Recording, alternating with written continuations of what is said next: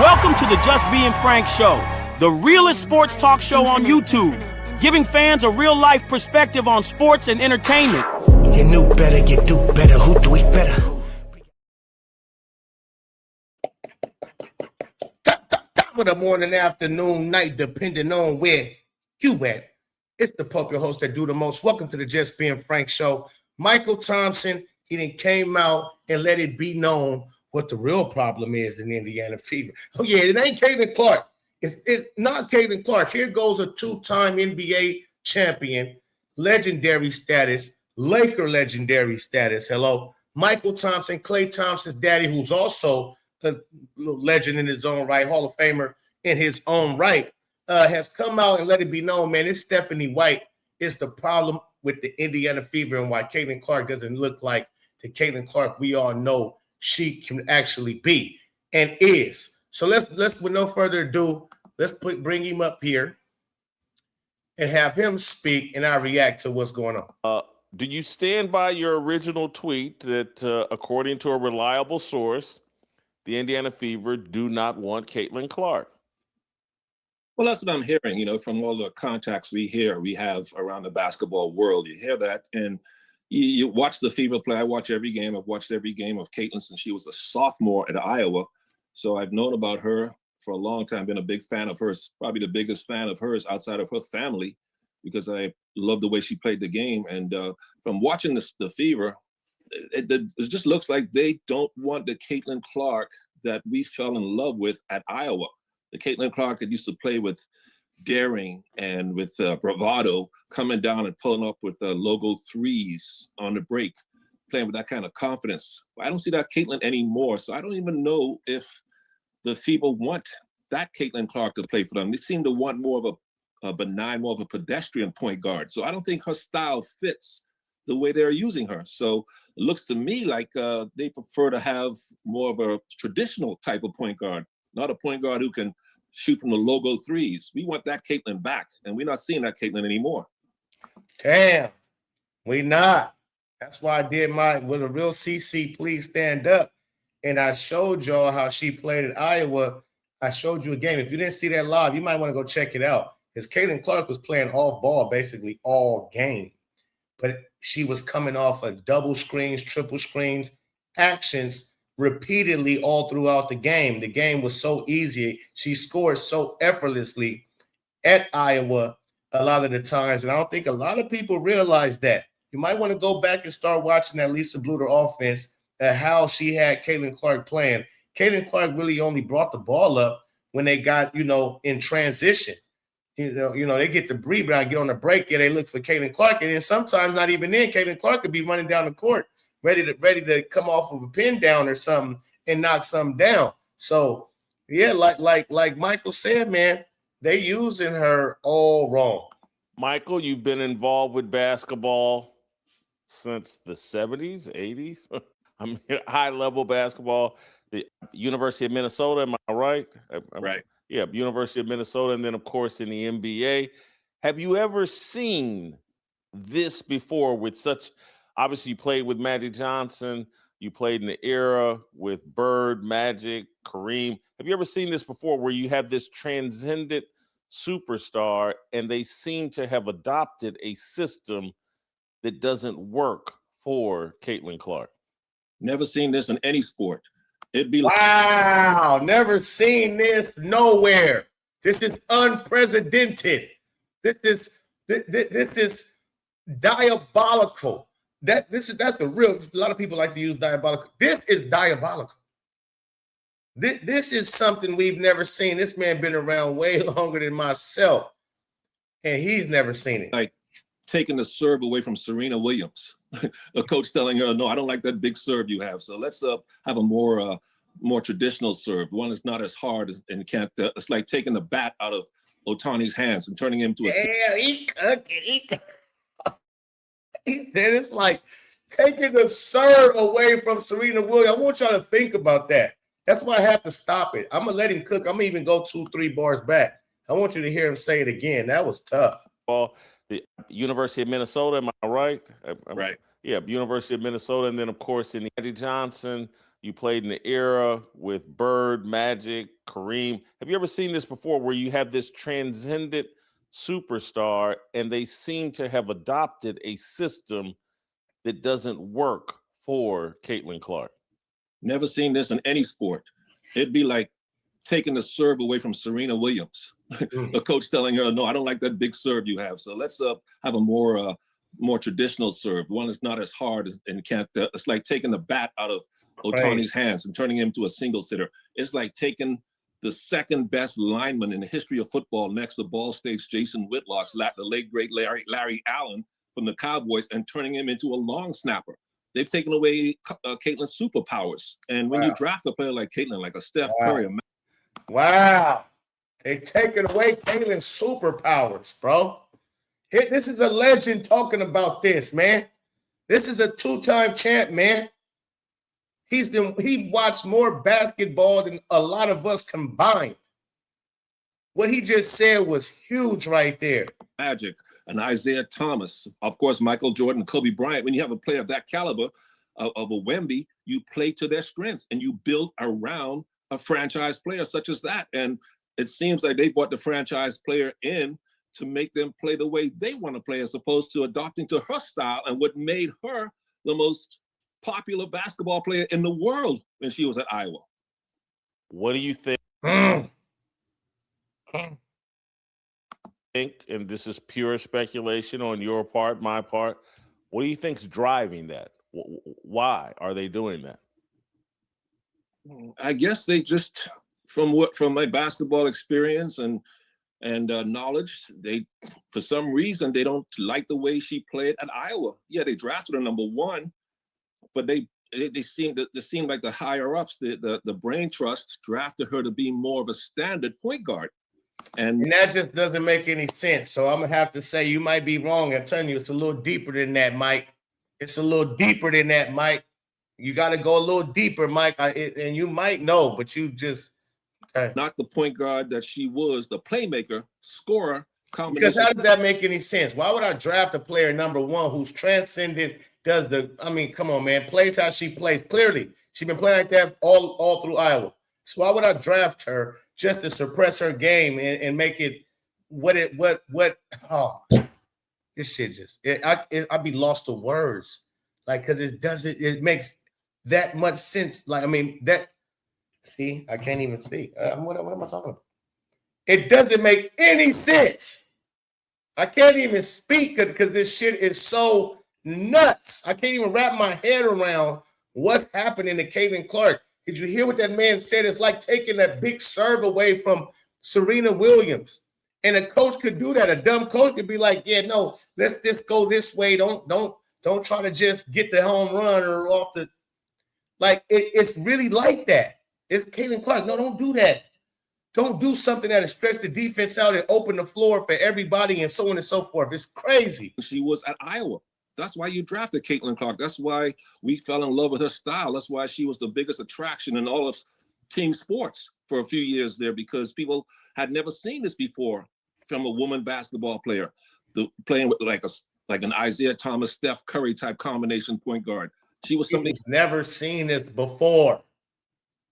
But y'all to act like, oh, there's other good players played before Kate. Nigga, no, we never seen this before. Don't try to lie to me, ma'am, sir. Special, unique, and it seemed like even though they drafted her number one, they didn't want that style in Indiana, which just baffles me because she won with that style. Now, she didn't win a title, but she took a team that had no business probably being in the Final Four twice by playing that style. And if Indiana gets back to that wide open style, they'd have to keep people out of the building every night. But now they're having trouble selling tickets because Caitlin's become more of a ordinary looking point guard. She's still good, but she's not the Caitlin Clark that we fell in love with when she was at Iowa and even her first year with the Fever. I'm glad you went there. Great segue. You say you've been watching her since her sophomore year in college. Hold on. Just to put a little pin in that real quick, let me pull up how they looked in that second half of the season real quick, because I just seen this on Twitter, and I thought, I'm like, gosh, it's night and day how Caitlin Clark looks when she was a rookie compared to how she playing now. It's disgusting. It's like, how can you be that dumb of a coach to take a talent like this? You can't be. That's why I know it's a sabotage situation with Caitlin Clark, man, because there's no way you can be this retarded. Let me show y'all this. Let me show y'all how Caitlin Clark was looking in that first year, Christy Sides, second half of the season. Times to you. Good finish. That's why we fell in love with Kelsey at the time. Let's see what we got here now. We down court. Good cross court, good swing. Katie Lou, of course, poop. But back to you, CC20. What you doing? Cut to the basket. I don't want to. Sophie, why are you cutting to the basket? Why aren't you cutting to the basket? It's not Sophie, Lexi. Vision, Caitlin, and all the gravity coming your way. Okay, no screen. Don't trip. You too small. You too small. Put you in a basket. Yeah, put you in a basket. Yeah, tell me about it. What you got? What you was? You was Natasha Cloud? You head in the clouds? Good cut. Good cut. Kelsey, we moving. Let me see. Hezzy, give it back. What we got? What I got? What I got? Times to you. You got little on you. You got little on you. Yeah. You got mouth in the house. What we got? Down the court. Look at it. Excuse me. Back you up. Nice crossies. Hey, tell me about it. Spin move. What you want, Copper? And one. Yeah. Let's go. Take it out fast. Let's get there. We moving and grooving. Beep, beep. Beep, beep. Yeah, Bob. Yeah, Bob Griner. Okay, Erica Will. I see you. Contis, catch the ball. Let's go. Caitlin's here. Have no fear. Blop. Come off the screen. Oh, I like this play. Oh, come off the down screen. Oh, got you. Bob. Uh-oh. What we got? Oh, dimes. Oh, look at my girl, Christy Sides. Look at Christy Sides on that play. You got to watch Christy on the sideline. You never see this from a Stephanie White. Look at Christy. Look at her. She got hops like Jordan. Look at her. Hoppity hop. They having fun out there, man. Running gun out there, man. Dimes to you, Melissa Smith. Come on, man. Yeah, give me that board. Y'all know what to do. Let's run a gun. Dimes to you. On the money. And that's the Caitlin Clark we was accustomed to seeing, right? That's the Caitlin Clark so we know she can do what she do in the WNBA. Same thing that she did in Iowa. So it's not like, oh, this is the WNBA. She can't play like she did in Iowa. No, she destroyed the league playing like she did in Iowa when Christy Sides got out of her way. So when Stephanie White get the hell out the way, then that's what we'll have. We'll have Caitlin Clark, we'll have that Caitlin Clark lady logo back. Let's go, man. Let's get back into this conversation between these good two men right here. Let's go. So clearly you watched her rookie season with Christy Sides, and they had a rough start, but the second half of that season, I thought her and Christy Sides worked wonderfully together and had come to an agreement on how they were going to play. Yeah, they had a lot of success the second half of the season. Caitlin Clark was very effective. Aaliyah Boston was very effective. Yes, he was. Kelsey Mitchell was amazing. And nearly as important as Caitlin Clark. You went too far. Why in the hell did they let go of Christy Sides? Were you as surprised you wasn't the right coach as I was that they moved on from Christy Sides? Yes, I was, because it seemed like she encouraged Caitlin to be Caitlin. Caitlin was playing free flowing, coming down, pulling up, shooting threes, shooting those logo threes, 30-footers that the fans love. Now, she didn't make all of them, but she made a good high percentage of them. And that style really brought in the fans, brought in the eyeballs, brought in the TV ratings, and they won. They turned around. They won 20 games that year, 27 games that year from winning 4 or 5 the previous year. So obviously that style could win in the WNBA. And for some reason, they decided. He said, I've been watching Caitlin Clark since a sophomore, right? He damn sure wasn't watching the Fever when Caitlin Clark was a sophomore. He like, all I know is they used to lose. What they had, 6-7 wins before Caitlin? They had 13. Mike, but I get what you're saying. They 6-7 all the years before right before Caitlin Clark came, but they had 13 wins right before. GM or the president of the team said, no, we don't want to play that style. We want to play more traditional style, more of the Indiana Hoosier style or the Hoosier style from the movie. And instead of playing the wide open Golden State style with Steph Curry. Right. And that just baffles me because not only did it show that they could win with that style, but it was very appealing to everybody. That's why all of a sudden the ratings went up. TV money came in because of what Caitlin Clark brought to the WNBA. But it seems like they want to take that away, which just puzzles me. Mychal, you weren't there. You were in the NBA, but you weren't there at the time when Magic Johnson butted heads with Paul Westhead and like, hey, we need a new coach in here. And that brought in Pat Riley and the whole Showtime era Lakers. I believe, and I'm going to argue later in the show, Caitlin Clark has to woman up and demand a trade. No different than what Magic Johnson had to do and what we've seen many male players, male athletes do over the years. Do you agree? Caitlin Clark needs to ask out. If not ask out, she needs to go to the coaches or the gym and say, listen, I can't play this style. This isn't my style. I have to be more of a free-flowing type of player. I got to just let my game go. I got to be more of an adventurous type of player, more aggressive. I can't be walking the ball to the floor. I got to play fast. So she needs to woman up and express that privately to the coaching staff or to somebody says, this isn't me. This isn't what made me Caitlin Clark. I've got to be more of a wide open court type player. Can you imagine telling Isaiah Thomas not to be Isaiah Thomas? That just makes no sense to me. Or Steph Curry to walk the ball to the floor and turn down 30-footers. So yes, Caitlin definitely needs to speak up more. Maybe she is doing it privately. We don't know, but I was sure. And that's the thing right there, Mike. I believe she has done it privately. I believe she's done it not privately, but just privately in the team settings, at practice, in film studies, in closed doors, in Stephanie's office, so and maybe even Amber Cox's office and Kelly Crick. She's probably didn't visit all the offices and let them know, like, this is not it. And that's why you constantly get this, we can't stand her, and this she's a diva type of situation coming out of that smear campaign with Caitlin Clark, because that's what's coming out of the front office. That's what they telling Dan Dockages of the world and other people of the world, probably Anna Costabos and so on and so forth, is that Caitlin is a complainer and a whiner, and she wants everything to go her way. And it's either like, instead of understanding she's your franchise player and building things around her and putting a coach that sees the same things that she sees on how the team should play the game of basketball, with her leading the way. It's crazy work. To see some kind of result in her game changing and the style the Indiana Pacers play, the Indiana Fever play, to see that change. Maybe they got to open up the court, man, play more free flowing and run the ball more and let Caitlin be Caitlin. Hopefully that'll change here soon, because what they're doing right now is not working. They look frustrated and they look very inconsistent on offense.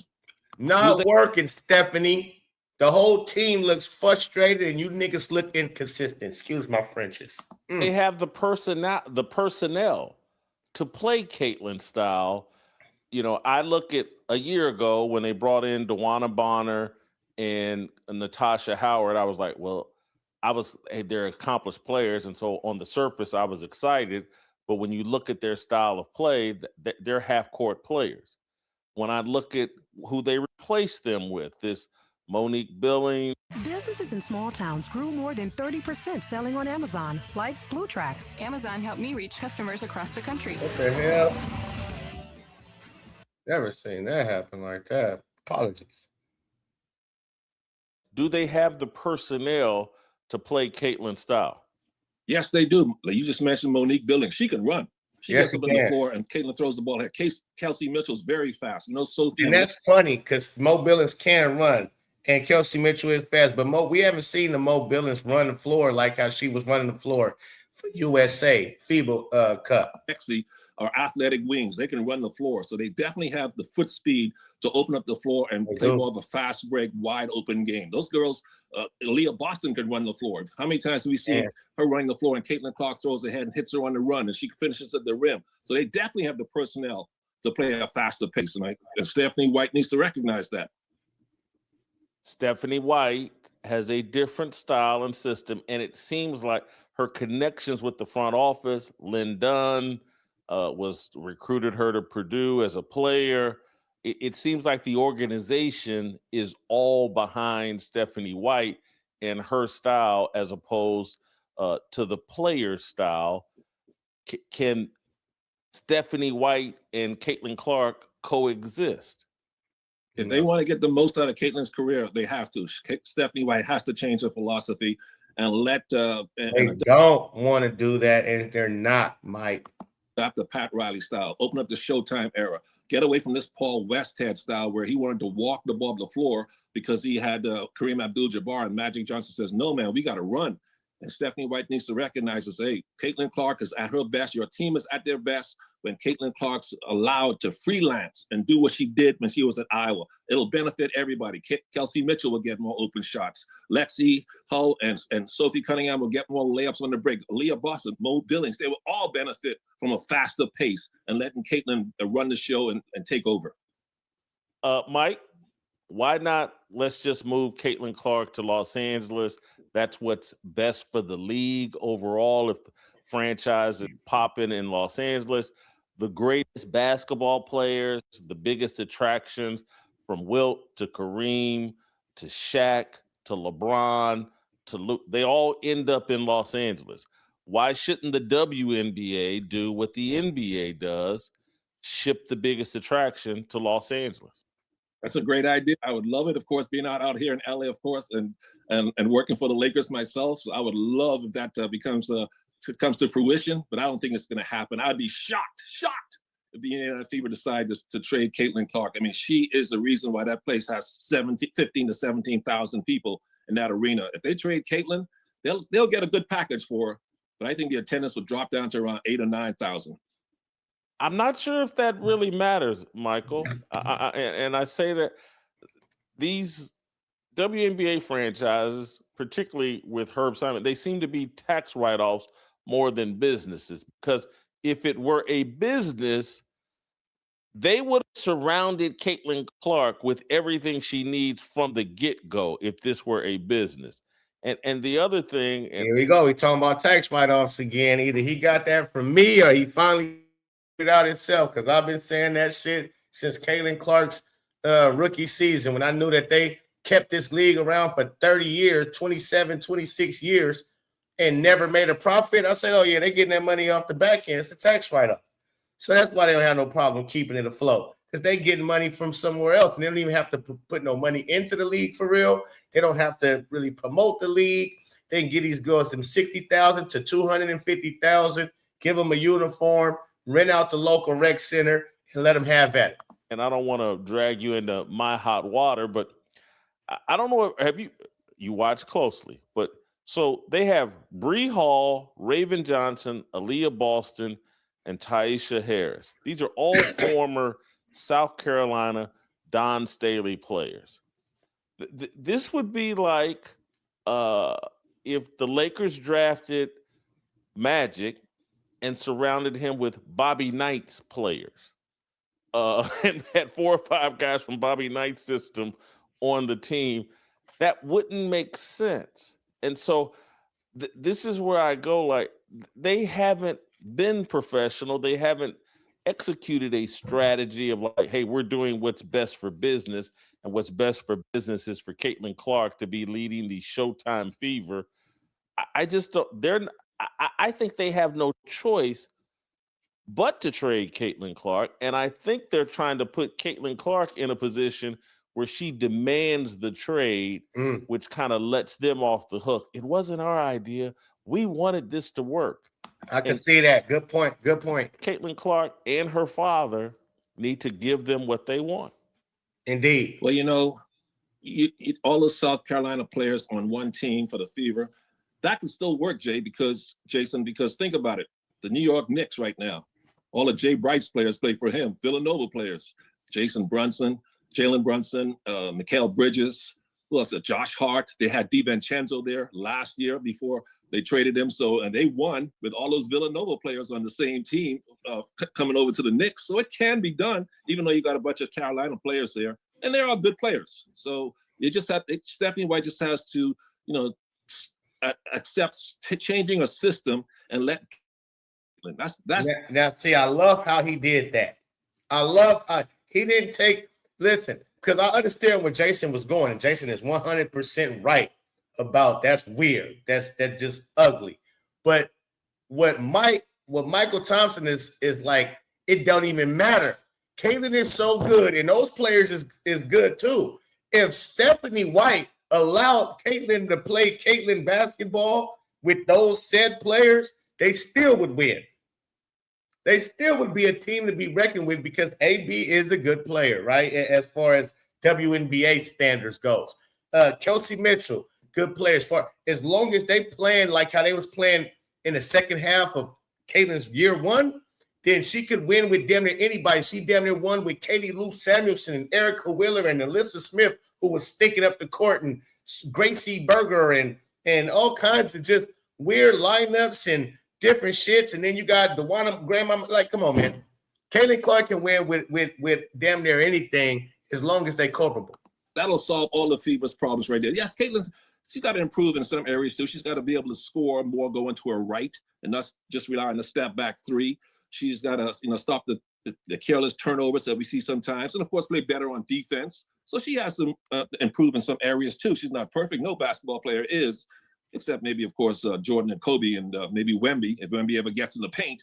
But Caitlin needs to improve herself. But you can win with those South Carolina players because those ladies are winners themselves. They're big-time winners in college, and they can be winners in the WNBA too.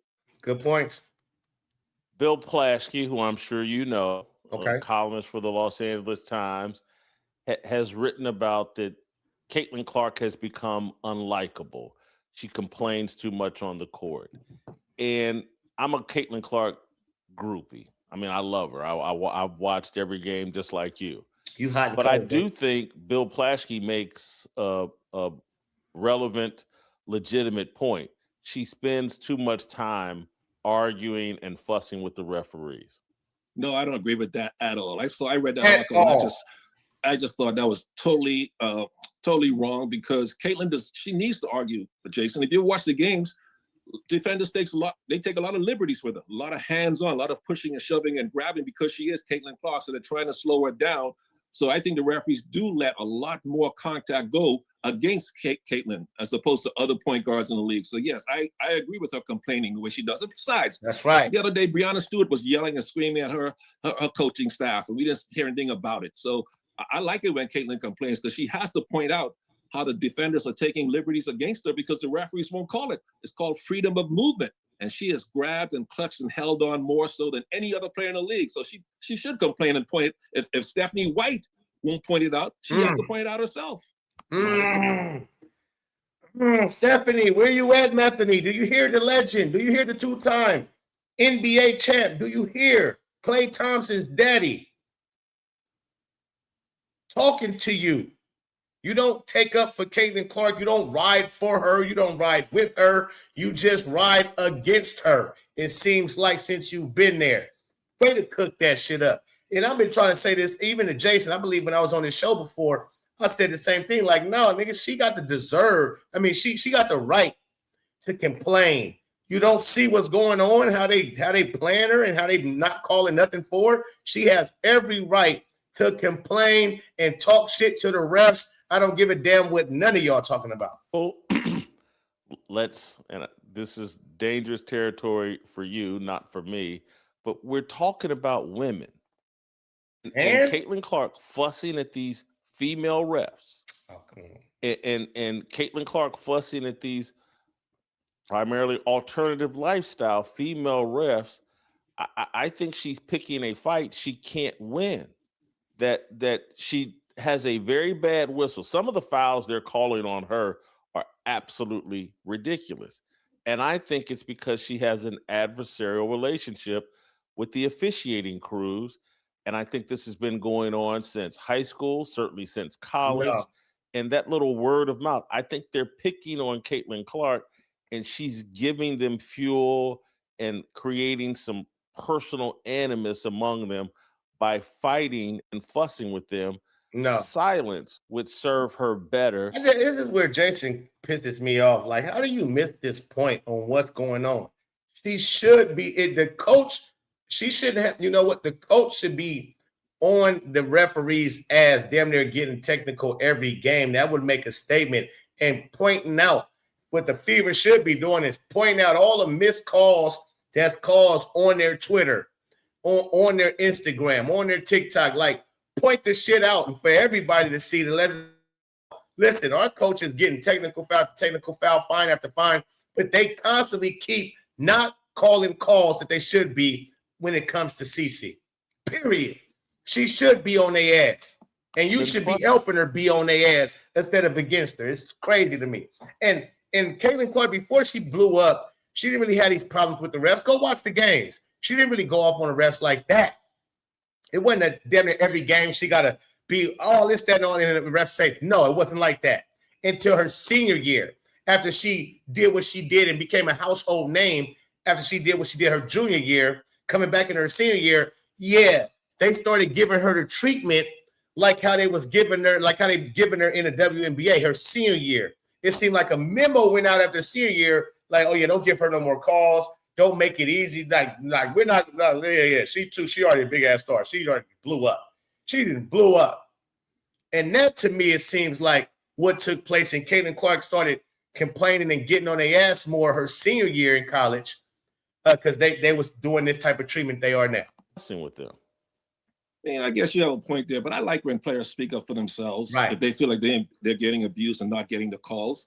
The guys have complained all the time, men and women throughout the course of history of basketball. So no, yes. I don't think she complains too much. I don't. I'm watching the games and I'm saying to myself, that's a foul. That's a foul. Call it. She's being grabbed. She's being clutched. But like I said, the coaching staff, Stephanie White, should take a few tacticals for her to protect her player. And I don't see the coach speaking up enough to protect her superstar. So I'm all for Caitlin speaking up for herself. I don't see the coach protecting her at all. I'm sorry to keep y'all here, man, but this man is cooking up and he's saying a lot of things that we've been saying. And I like that. The validation is there because a lot of people would take it because we YouTubers, we don't know what we're talking about. Yeah. I want to hear Caitlin Clark or somebody, Stephanie White, or any of them talking heads that always talking shit about Caitlin say that this man don't know what he's talking about.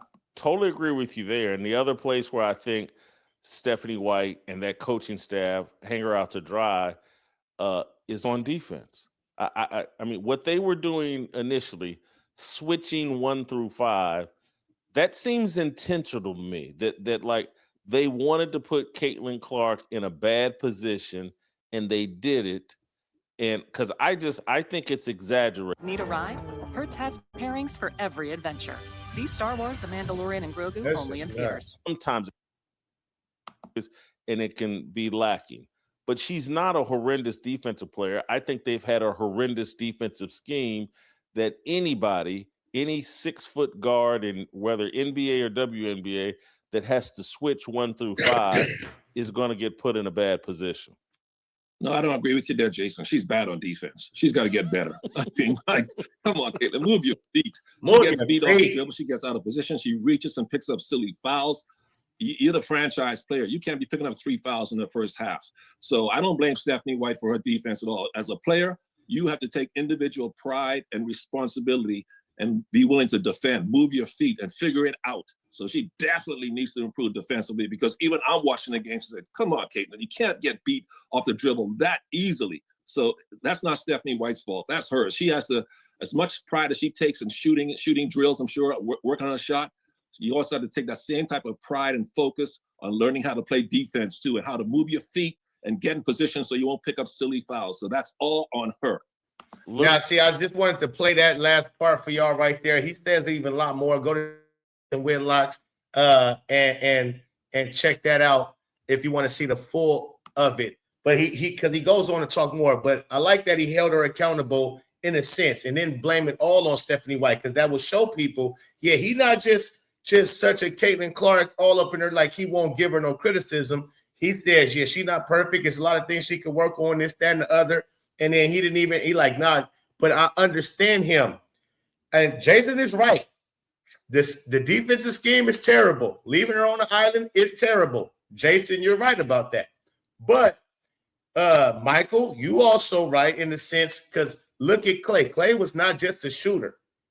Klay Thompson, his son, was one of the best perimeter defenders, and just one of the best defenders in the league, as well as being one of the best shooters or second best shooter to Steph Curry. So, and Mychal Thompson himself, lockdown defender. So he's all about defense. So and myself, I am too. So I understand his sentiments, what he's saying. Come on, Kaylin, we got to do better and got to move them feet better. You got to take on that challenge better, because that's what he knows. That's what he's about, for sure, for sure. But I also understand the other part of it, what Jason Whitlock is saying. Stephanie, you can't just leave her out on the island like that. Why is everybody on your team hugged up to their man and no help side, nobody filling in the gap, nobody doing nothing?